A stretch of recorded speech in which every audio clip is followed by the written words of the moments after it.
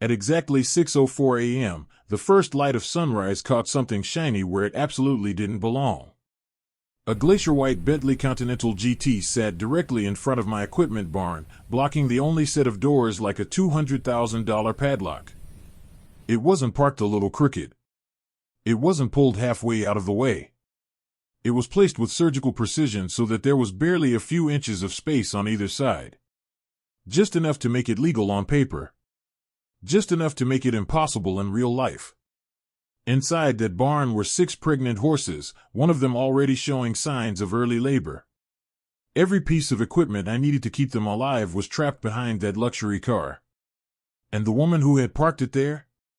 She was probably still in her kitchen posting Instagram stories about her morning latte. My name is Rebecca Hartwell. I run a 40-acre commercial horseboarding and training facility in Kentucky's bluegrass country. This isn't a hobby farm with a couple of ponies and a cute white fence. This is a serious operation with championship bloodlines, professional trainers, and animals worth more than most people's houses. I grew up on a working ranch in Texas. I'm certified to operate heavy machinery. I deal with livestock, land, and contracts every single day. I don't get rattled easily. But the Willow Creek Estates HOA had made it their personal mission to try. 18 months earlier, the land next to my farm had been sold to a development company. What used to be open pasture was turned into a gated community of oversized houses, decorative ponds, and perfectly trimmed hedges. They sold it as luxury rural living. What they didn't mention was that the rural part already existed, and it came with horses, manure, tractors, and early morning work. That was a problem for the people who moved in. The HOA president was a woman named Veronica Ashworth Kent. She was in her early 50s, always dressed like she was going to a country club brunch, and spoke with the calm confidence of someone who had never been told no.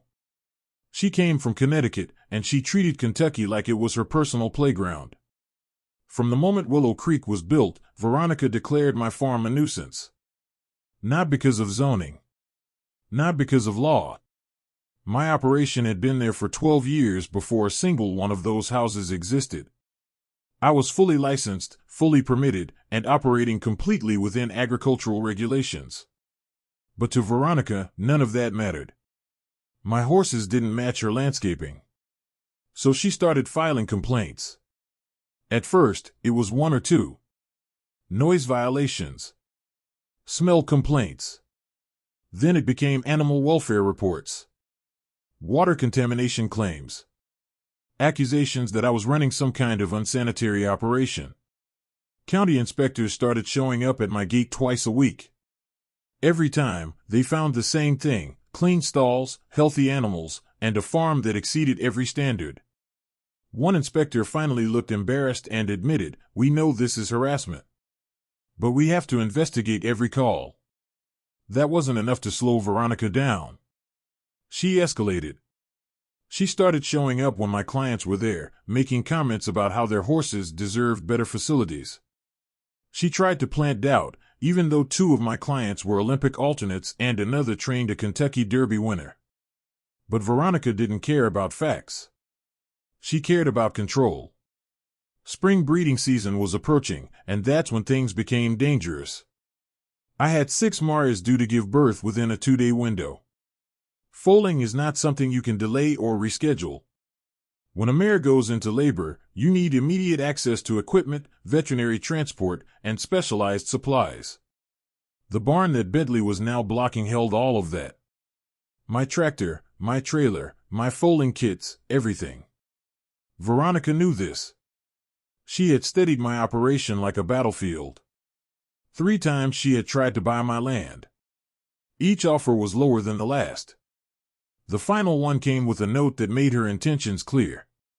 If I didn't sell, she would make it impossible for me to keep operating. When legal pressure didn't work, she turned to physical interference. Her Bentley started appearing closer and closer to my barn every day. First near the driveway. Then right in front of it. Always just barely within the rules. Always daring me to do something about it. The night before the Bentley finally blocked my barn, she sent one last HOA notice saying agricultural interference would continue until compliance was achieved. I didn't know exactly what she meant. But standing there at dawn, staring at that luxury car sealing my barn shut while one of my horses was about to give birth, I finally understood. She had decided to force the issue. And she had just made the biggest mistake of her life. The first mare went into labor at 6:15 a.m., barely 10 minutes after I realized the Bentley wasn't just parked there to annoy me. Stella's Promise, a thoroughbred with a bloodline worth more than most people's retirement funds, was pawing the ground inside her stall and breathing in short, panicked bursts. The vet was already on the way. The foaling stall was prepared. Every single thing I needed to keep her and her foal alive was locked behind that barn door. I called Veronica. It went straight to voicemail. I called again. And again. 4 times in total. No answer. Out of anger and desperation, I pulled up her social media. She was wide awake. Less than 5 minutes earlier she had posted a story of herself in a silk robe, smiling over a cup of coffee, the caption reading, "Perfect morning." That's when I stopped trying to be polite. I walked straight to my equipment shed and climbed into my John Deere front-end loader. It's a 14-ton machine designed to move things that think they are movable. When the engine turned over, the deep diesel rumble cut through the quiet morning like a warning. I lined the forks up carefully under the Bentley's reinforced lift points. Even in an emergency, I wasn't about to give Veronica a chance to claim I had damaged her car out of negligence. The hydraulics hissed as I engaged the lift, and slowly, smoothly, the Bentley rose off the ground.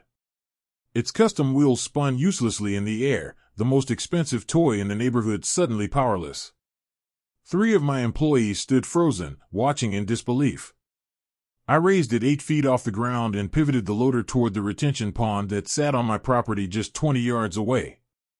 It was part of my stormwater system, 8 feet deep in the center, filled with clean water and koi fish. It was also completely, unquestionably mine. I eased the Bentley over the pond and lowered it with precision. When the tires touched the water, there was a splash that echoed across the property.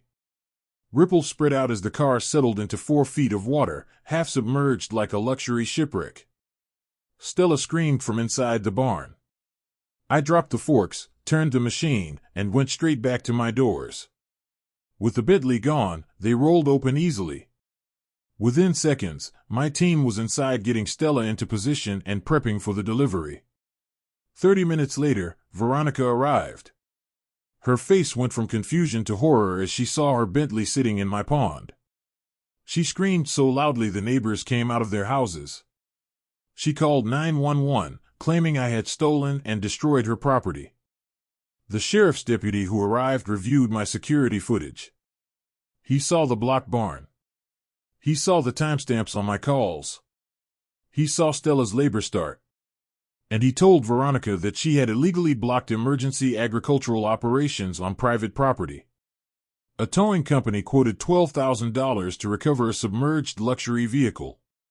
Her insurance denied the claim, classifying the incident as the result of intentional illegal parking. The Bentley was totaled.